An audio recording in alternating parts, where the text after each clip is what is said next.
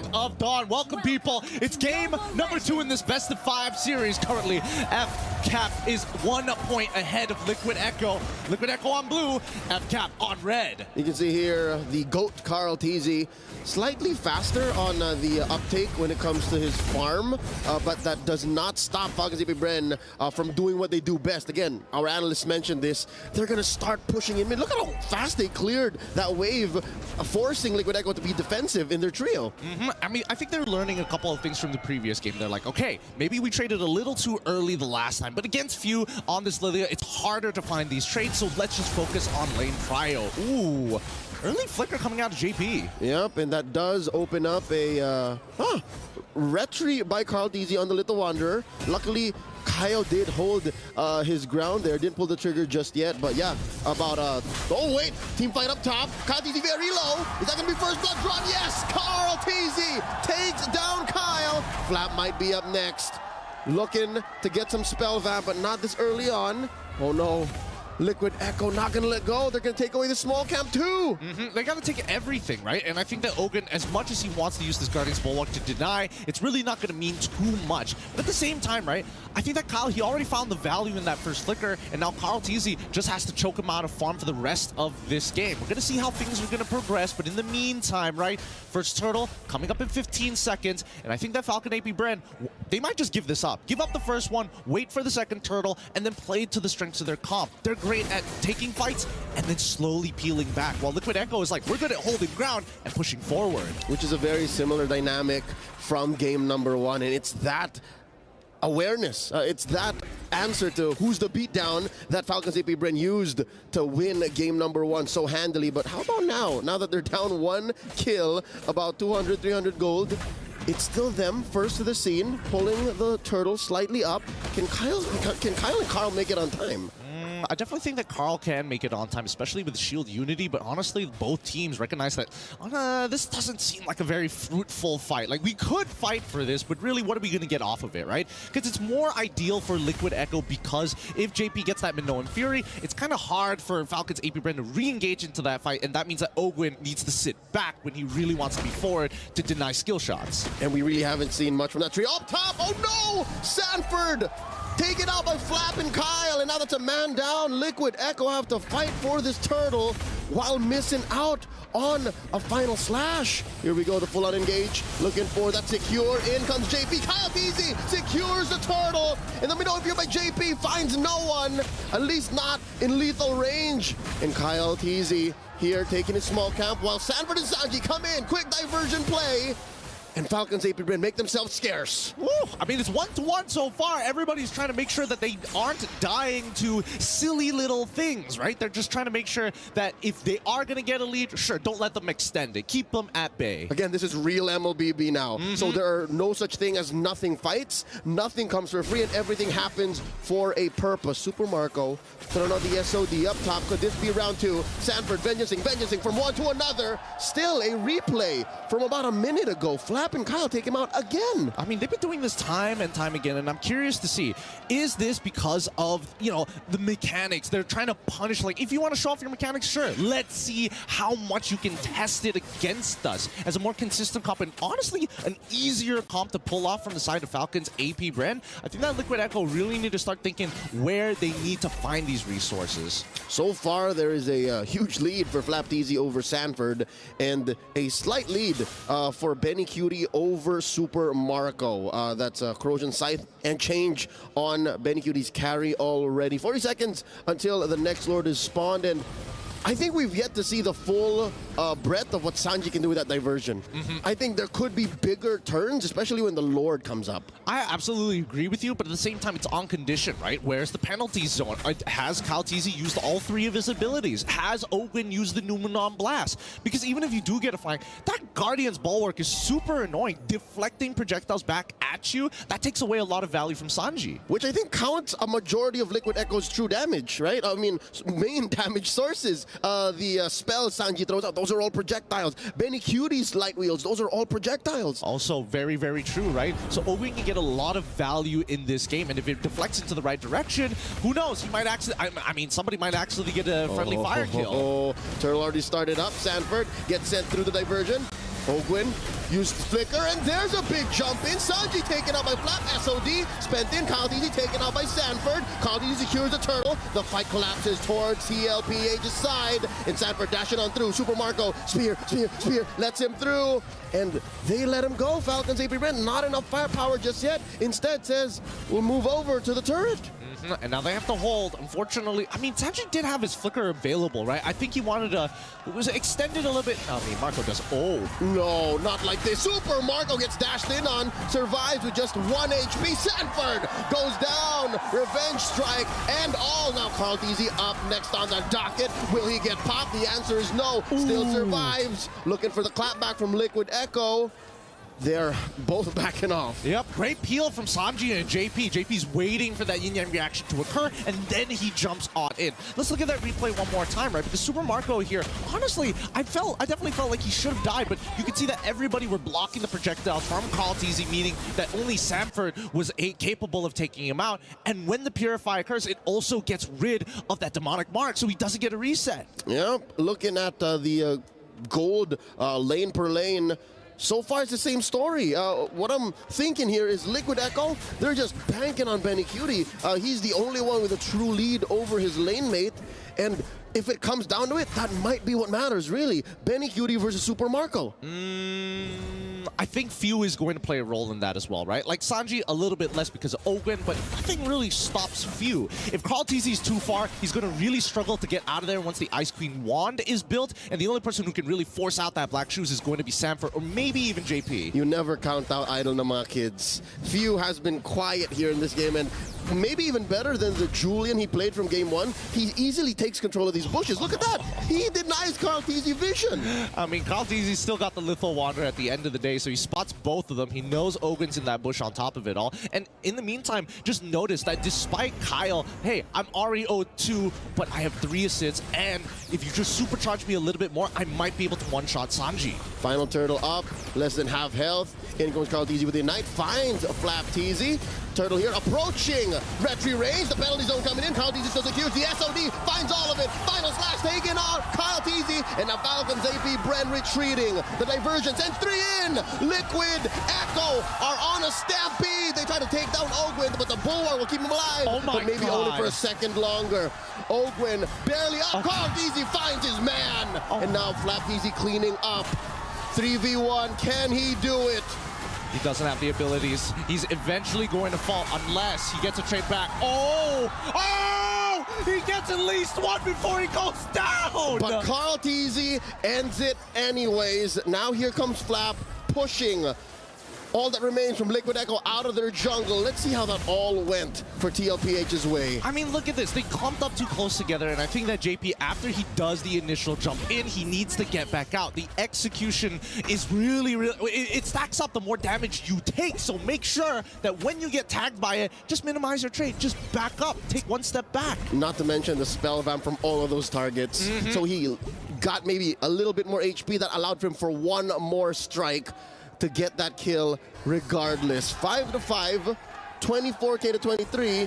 Here's a diversion. I wonder if Kyle knows. I mean, JP already showed himself, and Sanji's going to open up that map to see Kyle TZ in that bush. In terms of items, Flap TZ, the fact that he's gone for these Queen's Wings, he knows that he's going to be deep in the sauce. Yep, and now he picked up the War Axe at 5-1-0. This isn't the usual situation you see a Terizla in. Again, he's a very low econ hero, but when he has the items, and when you put on a hero, or a player, rather, such as the Filipino Cannon Flap, you end up with this. And he's strong. He's really, really strong. The only one who can really deal with him right now is Benny QT. Now with the War Axe, it's going to be even more devastating. It's like, oh, you commit everything onto him. He's still fighting. He gets one big hit, and everybody, it just maxes out his War Axe, and Sanji, he's like, please don't make me flicker. But the question is, do you really want that kind of situation? Don't you want all the farm and all the gold on a scaling hero? Terizla caps.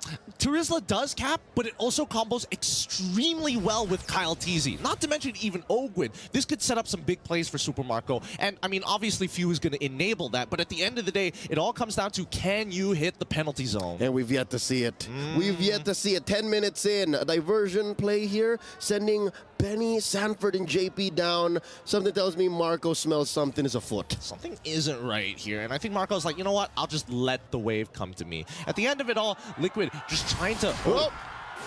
And that confirms it. That confirms it. That's a jump scare. It's a horror game, but that means on the opposite side of the map, FALCONS APBREN are going to push TLPH out of position. Yep. One thing you know about a diversion is you can send people out, but you can't send them back. So that means the trio from TLPH had to walk the long way, which allowed for FALCONS APBREN a moment of aggression, but now we reset.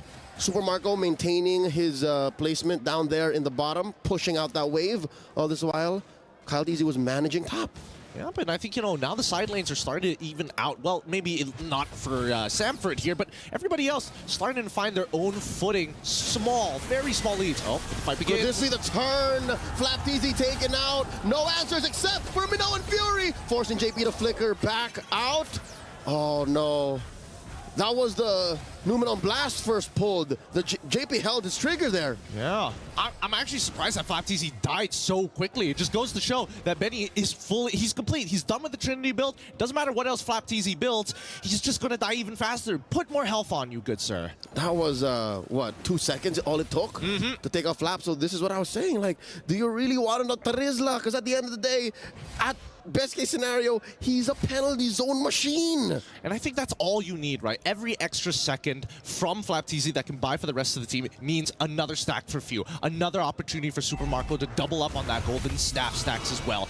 All in all, right, it's whether you can set the fight up. And I think right now, Liquid Echo is making it hard. Yep, they're not allowing FALCONS APBREN to get any solid footing.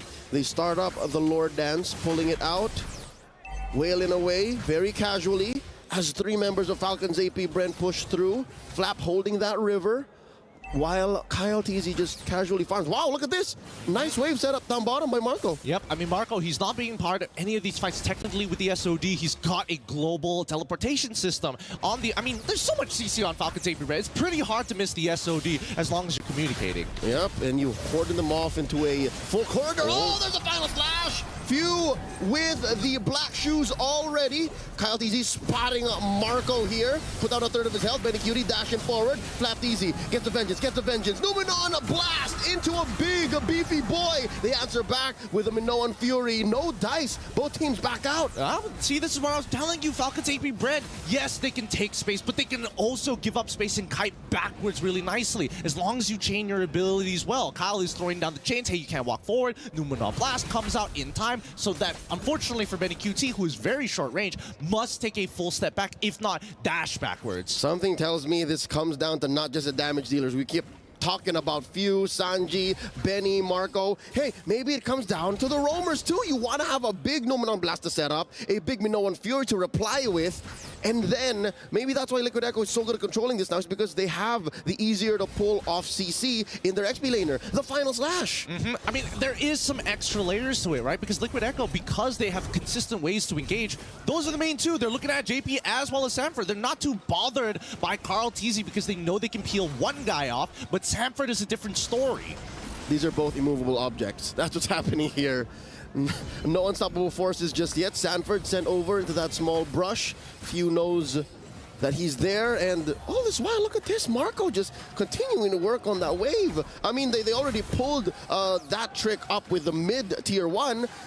I think they can't afford to keep sending Benny Cutie down to clear that wave. Look, they just gave up. They just let it happen. Exactly, and this is what we call tempo, right? FALCONS APBREN, they know that they've got the drop on Liquid Echo. They know they can hold their position and give it up at the same time. So when Super Marco gets these small pushes and they pull backwards, reset the Lord, do it all over again, and Liquid Echo is like, no, we have to respond. We need to take the space. Oh, Lord is at the point of no return. Oh, they do go for the reset, and they try to melt down Few, but it's not going to happen. In comes JP, the final slash. He gets caught. There's a dash by Kyle TZ, bursting them down. Sanford falls. The Minoan Fury has been used. The Numenon Blast pulled out. The diversion used to retreat, but it's not gonna happen. FCAP walk away with a pickoff, and they continue to push in. They're not sending anyone home. JP holding his ground. The SOD coming in. Marco gets caught out. There's 3 over there, but is that enough? He's bulletproof, man. This kid is absolutely bulletproof. He goes in whenever he feels like it in the middle of 3, knowing that they've got no resources. Slapped easy, pulls a trigger, point blank, penalty zone, as the rest of them collapse onto Sanji. That's 2 down. Falcons APBREN back to regular programming, taking out the Lord. Yep, and now they're going to take the space into that purple, insta-invade and fuse, just showing where the line is in the sand, drawing the borders right at Liquid Echo's purple buff. Now, we need to take a step back here, because despite everything that has happened, Falcons APBREN have been making smart decision after smart decision, but if we got a replay of that fight, man, Ogren is a monster. Puts up the shield, and Benny QT nearly kills JP on accident. Man, we talked about how it might be between these roamers. Ogren has eyes behind his back. He set everything up so that Falcons APBREN can walk away with, again, the correct small victories that allow for that huge turn. If we were counting out as a Lord dance, I'd say that lasted a good 3 or 4 minutes. Honestly, I would say even more, because of how many waves had to spawn each and every time, right? We saw like, what, 6 waves? So yeah, you're definitely on the correct estimate here, with the Lord already knocking on their doors. I think Falcons APBREN, they want at least, at a minimum, 2 inhibitors. Oh no, the cavalry taken out of their breath. We're currently in the skies because the map has been turned red. Falcons APBREN are soaring through, managing to get a 3-wave sink. This bottom lane inhibitor is gonna get taken out. Up next on the docket, top lane, mid might be up next as well. Where did this 6K gold lead come from? Falcons APBREN are threatening to expose the base. And they get it. They get everything and a little bit more. All 3 inhibitors are down. The best situation for Falcons APBREN. I think the major issue here is that Liquid Echo, they don't have a means to disengage from these types of fights. When they've committed all their resources, then it's gone, right? There's nothing else. You can't pull back. The simplest form of this were the multiple diversion play attempts. They would send 2 or 3 out across the map, and when it doesn't work out, all right, we'll spend the next 10-15 seconds walking back to where the dance began anyways. So we'll see if there's anything up left in the sleeves of Liquid Echo, because they need to pull that out a minute from now. And again, maybe you could say this is a different angle, but it's mirrored. It's literally mirrored. They're just moving down to the lower quarter, and it's likely Falcons APBREN could pull the same trick. I mean, they're probably going to pull the same trick, if I'm being perfectly honest. And I mean, based off of the items as well, I don't think it's going to be necessarily enough, because half the time they're just sustaining through. Worst comes to worst, when you think you're about to make the super play, then of course the man with literally super in his name shows up and knocks you back. All right, in that last moment where he SOD'd into 3, you made me a believer. I mean, I was a believer from day one. He is indeed bulletproof, but how? Well, you know what makes him bulletproof isn't even really his own skills. It's the rest of his teammates. Like, they allowed for him to do that. They're probably screaming at him, they've got nothing, and he's like, okay, I'm going. And again, 1 and 0 and 1. That definitely was a punishable play, but the rest of Falcons APBREN made sure Marco would not fall. Now the Lord has spawned Carl DZ and JP in the proximity. Again, Liquid Echo don't need to panic. They have the cross-map play. Sanji here holding a far bush, and the rest of Falcons APBREN looking to, again, put up a barrier. It's a huge box they're playing with. Marco wailing away at the Lord. They're going to help to go. Carl DZ with the steal! Carl DZ with the steal! The Numenor Blast keeps him in place. They are going to punish him. He's still alive, rolling out. His immortality still intact. Down goes Sanji. The Minoan Fury spent in. Few from the side lanes here. JP taken out. Oh, here we go. Winter Crown spent. Few gets taken up by Marco. Benny traded out 2, and they're still going. They're still going. 2 left for Liquid Echo to defend, and they're counting bodies. Down goes Cartizi. His immortality popped. It's possible. They could look beyond this. Sanford down. It's a wipeout. Falcons APBREN.